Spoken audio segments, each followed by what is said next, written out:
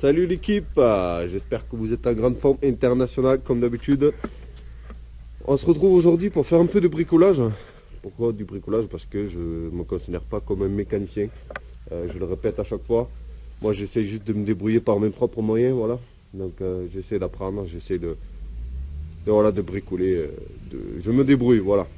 On va dire que par souci financier et par passion, j'essaie de me démerder par mes propres moyens, voilà. À la base, j'étais pas parti pour filmer en fait cette partie mécanique sur ma petite Polo que vous devez connaître. Mais en fait, j'ai posté voilà une photo sur Instagram hier et il y a plusieurs personnes qui m'ont dit ouais tu devrais filmer, ça pourrait peut-être aider d'autres personnes, voilà. Et j'ai réfléchi un petit peu parce qu'hier j'ai fait juste un côté. Là j'attends en fait un flexible de frein qui doit arriver aujourd'hui pour pouvoir remonter. Et voilà, bref, j'ai réfléchi et je me suis dit, bon, peut-être que ça pourrait aider d'autres personnes et surtout ça peut faire une petite vidéo sur la chaîne. Après, à vous de me dire si ça vous fait plaisir, ce genre de vidéo aussi. Parce que sinon, entre le boulot et les choses qu'il faut faire, voilà, comme la Polo, là c'est pas par plaisir, c'est juste qu'il faut le faire. Il est difficile des fois de pouvoir vous sortir des vidéos régulièrement, qui sont des vidéos un peu plus intéressantes, un peu plus fun, parce qu'il ne faut pas croire, moi je m'amuse pas tous les jours, voilà. Donc si ce genre de vidéo un petit peu vlog, mécanique, ça vous fait plaisir aussi sur la chaîne, vous me le dites dans les commentaires, comme ça on en fera peut-être d'autres. Bref, en gros l'opération du jour, c'est de changer plaquettes de frein et amortisseurs. Pourquoi? Parce que les amortisseurs ils sont complètement flingués, ça fait depuis que j'ai acheté la voiture. En gros elle rebondit à l'arrière parce qu'en gros voilà les amortisseurs ils sont crevés. Je vous montrerai après un amortisseur mort et un amortisseur neuf pour vous montrer un peu la différence et changer les plaquettes de frein qui étaient pourtant neuves quand j'ai acheté la voiture, sauf que bref je vais essayer de vous expliquer quand je démontrerai tout à l'heure. En fait ce sont des étriers flottants. C'est-à-dire que l'étrier peut bouger comme ça. Pourquoi? Parce qu'il a un piston que d'un seul côté. Et bref, quand ils ont changé les plaquettes, ils n'ont pas bien graissé en fait le système qui coulisse. Donc ça fait qu'il y a un étrier qui est resté bloqué et qui a complètement fumé une plaquette. Et bref, voilà. Je vous montre quand on démonte. Là on va attaquer. Je vais essayer de mettre un peu de lumière. C'est un peu le bordel. Je suis désolé. En même temps, j'ai la BM qui prend toute la place là-bas. Donc je sens un petit peu à l'arrache les amis. Vous pouvez voir, j'ai les outils et tout. Bon. Ça bricole, ça bosse, c'est comme ça. On va attaquer ce côté-là. Je vais essayer de vous montrer tout au fur et à mesure qu'on avance. Comme ça, si jamais ça peut aider d'autres personnes. On ne sait jamais. Allez, c'est parti. On va attaquer par le démontage de la roue.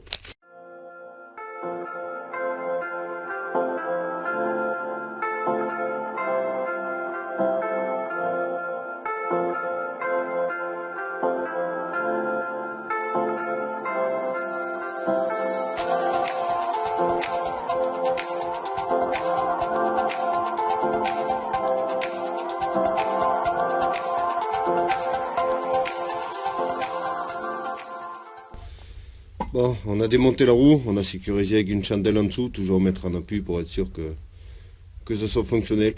Donc c'est une Polo du Danemark, donc problème de rouille, c'est rouillé partout. Moi ici c'est tout à fait standard, que ce soit autant rouillé.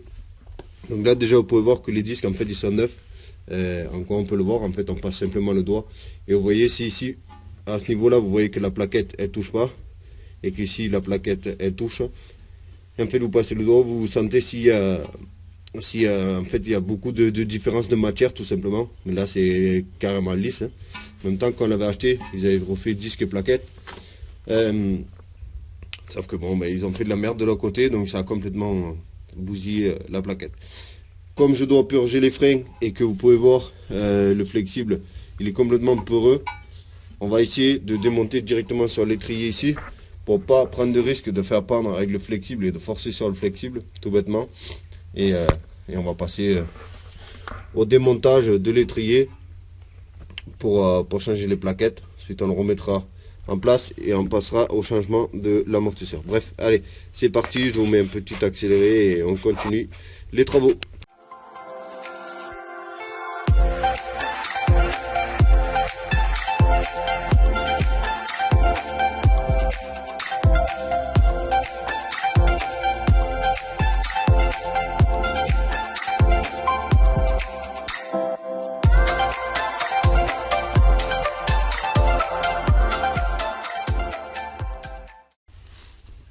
bon, je vous ai évité un peu le moment où je dévisse mes écrous. Donc j'ai enlevé les deux écrous en fait qui tiennent l'étrier. Maintenant, il nous reste le câble de frein à main. Pour retirer le câble de frein à main, le plus facile c'est de sortir l'étrier.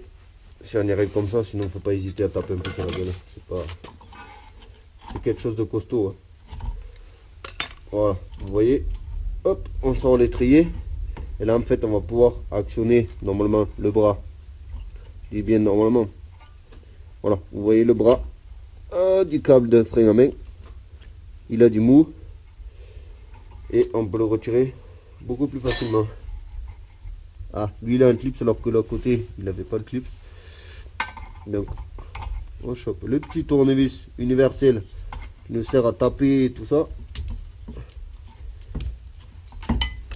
On enlève le clips qui retient le câble. J'espère que vous y voyez mieux que moi. Le câble est un peu coincé sur l'étrier. Bon, en même temps on n'a pas besoin en fait, si on veut, pour changer les plaquettes, tomber l'étrier. Moi c'est juste que je veux le nettoyer. Et ça me sera plus facile pour le faire revenir. Mais bon, si jamais vous voulez pas,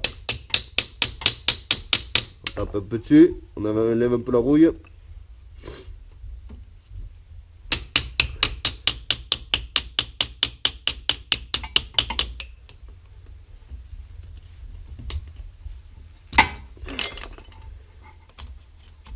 Voilà. Maintenant, il faut faire passer le caoutchouc là-dedans. Ça y est, on a sorti notre étrier. Assez simple, assez basique. Hein. C'est juste que c'est chiant et c'est sale, c'est des freins. Donc là, on a les plaquettes. Je vais vous les montrer. Comme vous pouvez voir, en termes de garniture, ils sont neufs en fait. C'est juste que de l'autre côté, ils ont été abîmés. Donc je vais essayer de récupérer celui de l'autre côté. Je vais vous expliquer vite fait le pourquoi du comment. Bon, bien sûr, je ne retrouvais plus les plaquettes. Alors, ça, c'est les plaquettes de l'autre côté. Tu peux voir que cette plaquette-là, elle s'est complètement usée jusqu'à la ferraille, tout bêtement. Alors que la plaquette qui était de l'autre côté de l'étrier est encore neuve. Voilà. Donc ça, ces plaquettes-là, elles n'ont même pas 10 000 km. Et regarde le problème. Tu vois celui-ci. En plus, bon, ça a entamé un peu le disque, mais bon. C'est comme ça. Une vieille voiture, elle a 260 000 km. Elle va pas faire 100 ans non plus. Donc on veut juste que ça fonctionne et que ça freine suffisamment bien. Donc pourquoi ça fait ça? Alors, c'est très très bête. On prend l'étrier. En fait, sur ce type d'étrier, tu n'as qu'un seul piston. En fait, il n'y a que de ce côté-là que ça pousse la plaquette. Ici, de ce côté-là, la plaquette est fixe. Alors que souvent, tu as deux pistons. Et l'étrier en fait si tu veux, bon comme ça, l'étrier en fait si tu veux il est fixe, tu le bloques dessus. Là tu peux voir sur les, en fait il est monté, ouais, je vais te montrer ici, il est fixé là-dessus. En fait tu peux voir l'étrier il peut bouger comme ça, de droite à gauche. C'est ce que j'appelle un étrier flottant en fait. Donc la plaquette qui est de ce côté là, c'est-à-dire celle qui a été complètement bousillée, elle reste fixe. Voilà, elle ne bouge jamais en fait. C'est juste la plaquette ici qui vient pousser et l'étrier en fait qui bouge de droite à gauche pour rattraper le jeu. Le problème c'est que quand ils ont changé plaquette et disque, en fait tu avais un de ces deux là. En fait ça c'est des axes qui rentrent dedans. D'ailleurs on va les sortir parce que pour pas que ça se reproduise. Voilà, vous voyez, c'est juste des axes en fait sur lesquels c'est vissé, qui eux peuvent bouger dedans comme ça, de droite à gauche, voilà. Sauf que de l'autre côté, quand ils ont changé, ils les ont pas démontés, ils n'ont pas graissé. Donc, il y a un des axes, exactement celui du bas en fait, qui était complètement bloqué dedans par la rouille. C'était complètement oxydé, rouillé dedans, donc il ne pouvait plus bouger. Ce qui fait qu'à un moment, il y a eu un fort freinage en fait, qui a permis à l'étrier de se rentrer un petit peu. Et sauf qu'il n'a pas pu revenir. Donc la plaquette qui est fixe, en fait, elle a continué à frotter en continu. En fait, quand on relâchait le frein, disons que quand on freinait, ça rentrait, et quand on relâchait, ça ne ressortait pas. Ça restait bloqué à l'intérieur. Donc hier, il m'a fallu le poncer, le nettoyer, tout ça. Déjà, il m'a fallu taper dessus comme un fou pour le sortir parce que vraiment, il était soudé. Il était soudé en dur. Et vu que on a la plaquette qui est fixe de ce côté-là, ben forcément, en fait, la plaquette, elle restait, elle freinait dessus en continu en fait. Elle relâchait pas le disque. Donc déjà, ça a provoqué un chauffe. Le disque, il a chauffé, il s'est un peu voilé. Bon, on aurait dû le changer pour faire les choses bien. Mais comme je te dis, ça reste du bricolage, je ne vais pas y mettre beaucoup de thunes. Et t'inquiète pas que ça freinera quand même. Ça peut juste provoquer un peu de vibration et puis c'est tout. Donc, juste je vous le dis, bon ici c'est vraiment extrême parce qu'on est au Danemark, donc les choses ça rouille beaucoup. Quand vous avez des disques, enfin des étriers flottants comme ça, sortez toujours ces axes là, nettoyez-les et graissez-les avant de remonter. Parce que là vous pouvez voir ça a coûté, en vérité il a fait changer les disques, je ne vous le cache pas. En gros ça aurait coûté 4 plaquettes neuves et 4 disques neufs pour rien. Parce que voilà, ça a été changé il y a quelques milliers de kilomètres en fait. Et c'est déjà tout bousillé. Donc voilà, pensez-y, sortez-les toujours, nettoyez-les, graissez-les avec de la graisse neuve. Donc c'est ce qu'on va faire et ensuite on va remonter. Bon, comme tu peux le voir, je les ai juste essuyés avec un chiffon, ils ne sont absolument pas rouillés de ce côté-là. Donc on va simplement les regresser, mais ça aurait pu que ce soit rouillé, comme de l'autre côté. Donc, on met un peu de graisse dessus, on remet dedans avec la graisse neuve, pareil sur le deuxième, hop, un peu de graisse, ça coûte rien, ça coûte beaucoup moins cher que des disques et des plaquettes. Ça sert à rien d'exagérer comme moi, mais bon. Et on le remet dessus, on remet bien le petit joint, il suffit d'appuyer presque, hop. Voilà. Et là, ça peut bouger comme si de rien n'était. Vous voyez, hop. Sans me forcer. Allez, on passe à la suite. Alors, petit détail très important. Parce que j'en ai connu un paquet qui ont éclaté les étriers des étaux ou des serre-joints ou une presse en essayant de faire rentrer le piston. Alors, je ne sais pas si c'est le cas sur d'autres marques, mais je sais que sur les Volkswagen, généralement, c'est comme ça. J'ai déjà eu le problème sur des Golf et tout ça.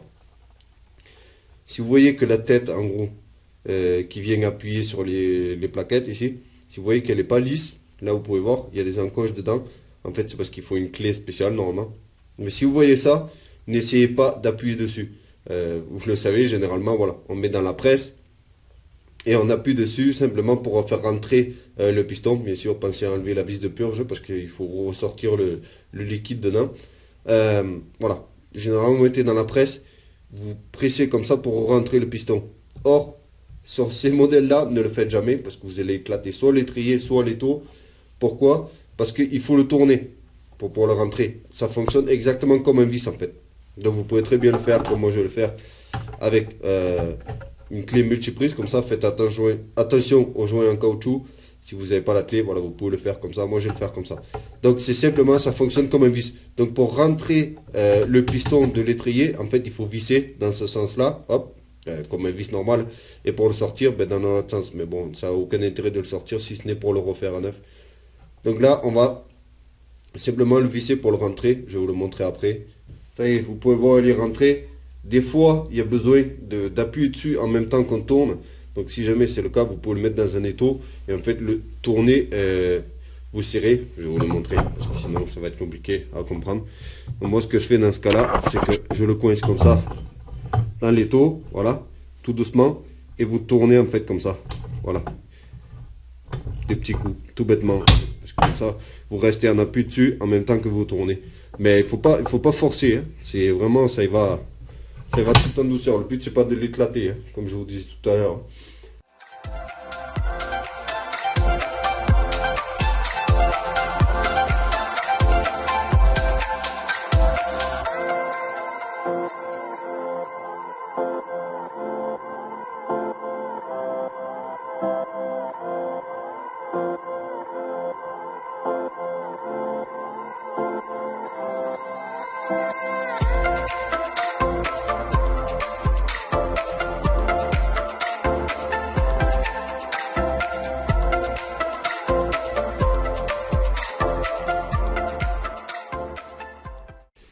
Allez, c'est parti, on passe à la partie amortisseur. Donc, avant toute chose, pour pas prendre un choc quand l'amortisseur il va se détendre, j'ai bloqué l'essieu arrière avec ma chandelle. Normalement, c'est mieux de faire l'inverse pour pouvoir jouer le cric en fait, mais bon, vous pouvez faire comme ça aussi. En fait, vous soulevez juste la voiture et le bras il va descendre. J'ai déjà dévissé l'écrou du vis qui tient l'amortisseur, mais l'amortisseur il est toujours en place par son vis. Et ensuite, on va passer à la partie intérieure. Bon, prêtez pas attention au bordel dans le coffre, c'est la voiture de madame. Donc, on a l'amortisseur qui est caché ici dans le coffre. Hein. Il y a un petit cache dessus en caoutchouc comme ça qu'on retire, et ensuite il va falloir tout simplement dévisser tous les vis qui sont là. Il y en a 3, donc je vais vous éviter l'étape où je dévisse parce que ça va être un peu chiant, mais il y en a 3 qui sont cachés les uns en dessous des autres. Rappelez-vous bien le démontage en termes de rondelles de vis pour remettre exactement de la même manière. Bref, je démonte et je vous reprends après. Donc voilà, très basique, hein. Comme je vous disais, 3 vis. 1, 2, 3. Voilà, vous posez comme ça vous savez l'étape de remontage tout simplement. Le but d'avoir mis en pression en fait l'amortisseur, c'est pour que l'axe ici qui tient le haut de l'amortisseur ne force pas vers le bas. Voilà, ça vous aide à dévisser tout bêtement. Donc là, il est libre en fait le haut de l'amortisseur. Donc tout simplement,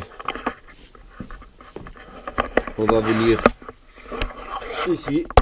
Allez, j'essaie de vous installer. Moi, vu que j'ai pas mis le cric, le mieux c'est d'avoir le cric en dessous, parce que là en fait il suffirait de descendre pour que l'amortisseur descende. Là moi ce que je vais faire, c'est que je vais faire le contraire, je vais lever. Voilà, vous voyez l'amortisseur, en fait il sort de son emplacement. Là il peut plus descendre. Là il est libéré le max qu'on peut. Maintenant on va retirer le vis ici, là vous risquez plus rien. Vous voyez, c'est plus du tout sous pression, l'amortisseur il est libre en haut. Donc là on peut retirer le vis en fait de l'amortisseur ici. Des fois avec la roue il faut taper un peu dessus, il ne faut pas hésiter. Voilà. C'est d'ailleurs ce que je vais faire. Donc, je vous reprends. L'amortisseur il est sorti dans cet état là. Il n'est pas sous pression, le ressort, hein, vous pouvez le voir. C'est ça qui est bien foutu sur ce type de véhicule. Bref, maintenant on va sortir le ressort, parce qu'on va récupérer le ressort. Le top du top, ça aurait été de tout changer. Mais comme je vous dis, c'est une voiture qui a 260 000 km. Il n'y a pas lieu de s'enflammer en termes de remise de réparation. Parce que s'il faut, dans 6 mois, elle va à la casse. Voilà, là, vous pouvez voir l'amortisseur. Il est crevé. Il est complètement crevé. Il est censé appuyer vers le haut. Et ça, il est surtout censé avoir une résistance. Là, vous pouvez voir, il n'y a plus rien dans l'amortisseur. Je vais vous déballer le neuf, vous allez comprendre la différence. En plus, vous pouvez voir, ils ont mis du scotch américain dessus. Je ne sais pas pourquoi, mais c'est vraiment pas terrible. Bref, je vais vous déballer le neuf. Comme ça, vous allez vite comprendre la différence. Donc en gros, ouais, c'est comme une chambre à air. Hein. Les amortisseurs, ils sont crevés. Là, on a l'amortisseur neuf. Vous allez voir si on vire ça.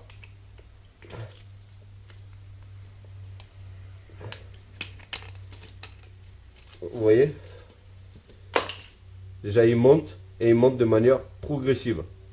Alors que l'ancien amortisseur, il ne fait plus rien. Voilà. En fait, tout bêtement, il ne restait que le ressort. Et c'est là tout le problème. Parce qu'en fait, la voiture elle rebondit tout le temps. L'amortisseur, en gros, il est censé faire en sorte à ce que la voiture se stabilise. Alors que là, si elle prend un rebond, ça saute, quoi. Voilà, bref. Là, vous allez me dire, c'est pas les mêmes amortisseurs. C'est exactement les mêmes. En fait, il faut récupérer la flasque qui est ici. Donc là, un peu de WD-40. On le pose comme ça. Et on y tape sur la gueule tout autour, de manière progressive. Pour faire en sorte à récupérer l'espèce de flasque ici qui tient l'amortisseur. Enfin, le ressort d'amortisseur. Voilà, ne mélangeons pas tout. Bref, je vais faire ça hors caméra et je vous reprends après. Ça y est, j'ai remonté l'amortisseur neuf. Bon, vieille flasque et vieux amortisseurs rouillés. C'est comme ça. C'est une vieille voiture. Voilà, il me reste à serrer. Ici, j'étais esquivé donc l'étape l'étape remontage. Pourquoi? Parce que c'est tout simplement exactement la même chose dans le sens inverse. Voilà, tu rentres l'amortisseur, tu fais monter un peu le bras pour en fait faire dépasser la tige là-haut, tu remontes tout comme tu l'as démonté, et voilà. Donc là, amortisseur neuf. Là, j'attends de recevoir mon flexible de frein pour pouvoir finir de remonter le côté. Purge de frein. Et normalement, la petite Polo, elle va repartir. Donc, j'espère que cette petite vidéo vous aura quand même fait plaisir. C'est pas le genre de vidéo qu'on fait habituellement sur la chaîne, mais... Bref, après, voilà, si tu as des choses que tu veux apporter en termes de fiches techniques ou je sais pas, conseils techniques, ben, tu le dis dans les commentaires de manière constructive. Voilà, si c'est pour balancer des vieux commentaires, c'est pas la peine. Voilà, tu peux t'abstenir. Ensuite, on aurait pu changer les ressorts d'amortisseur, on aurait pu changer les disques, on aurait pu changer les étriers. Pourquoi je ne l'ai pas fait? Tout simplement, je vais t'expliquer. C'est une Polo 1,4 litre essence, 75 chevaux, 5 portes, que j'ai acheté 1300 euros. Elle a 260 000 km, donc c'est pas collector du tout. Elle ne prendra pas de valeur, voilà. Et c'est une voiture qui a beaucoup de kilomètres, donc autant elle va me faire 2 ans, autant elle va me faire 2 mois, avant de casser la boîte de vitesse ou joindre culasse, ou voilà, on sait jamais. C'est pas une voiture qui a roulé encore pendant 10 ans. Après, on peut avoir de la chance, on peut ne pas avoir de la chance. Mais voilà, moi, ma philosophie, c'est de ne pas gaspiller de manière inutile ton argent. Voilà. Répare les choses qui cassent, mais ne commence pas à la rénover si tu as une voiture comme ça. Moi, en tout cas, je le fais pas. Et je te déconseille de le faire parce que, voilà, c'est pas une voiture qui prend de la valeur. C'est une vieille voiture usée qui a beaucoup de kilomètres, tout ça. Donc, bref, si tu commences à remplacer tout par du neuf, tu finiras jamais. Voilà. Et jamais de la vie tu vas récupérer ton fric. Donc oui, les ressorts d'amortisseurs, ils sont rouillés. Il se pourrait qu'ils cassent. Si jamais ils cassent, ben on le change. On va pas le changer inutilement. Alors que comme je te dis, s'il faut dans un an, la voiture elle est morte. Voilà, c'est comme ça. Moi en tout cas je te conseille de faire comme ça. Après chacun fait comme il veut. Mais voilà. Pour des véhicules comme ça, évite de jeter inutilement l'argent par les fenêtres. Contente-toi de l'entretenir, filtre vidange, tout ça. Et de changer les choses qui cassent. Voilà. Commence pas à la rénover parce que... Bref, tu m'as compris. Merci à tous d'avoir regardé la vidéo. J'espère ne pas trop vous avoir ennuyé avec ça, mais c'est sur la demande de certains abonnés sur Instagram que j'ai sorti cette vidéo. Donc, merci à tous et je vous dis à très vite pour des vidéos, je l'espère, un peu plus excitantes. Voilà. Allez, ciao!